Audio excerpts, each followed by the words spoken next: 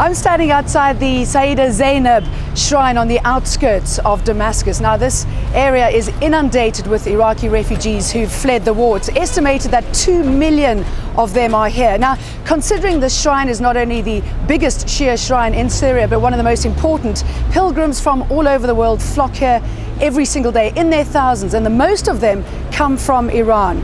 Now, as Iran's presence increases in this country on all levels, many are questioning Tehran's true intentions. Early morning Damascus,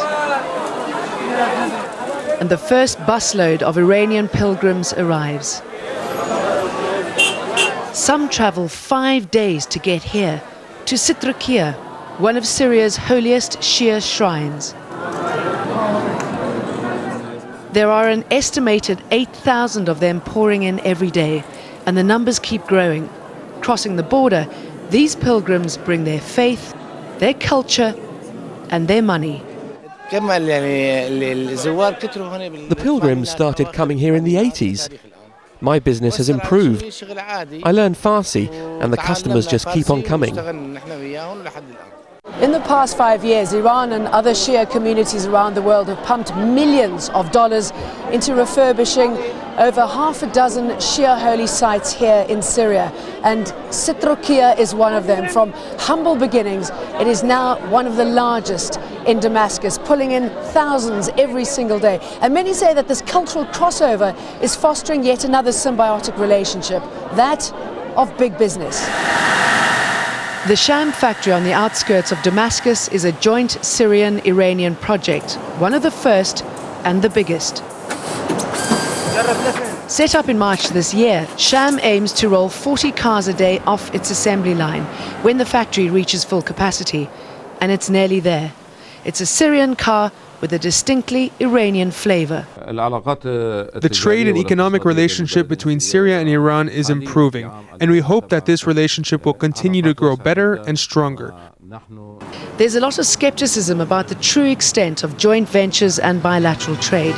It's estimated that Syria's trade with the US is 4 times as much as that with Iran.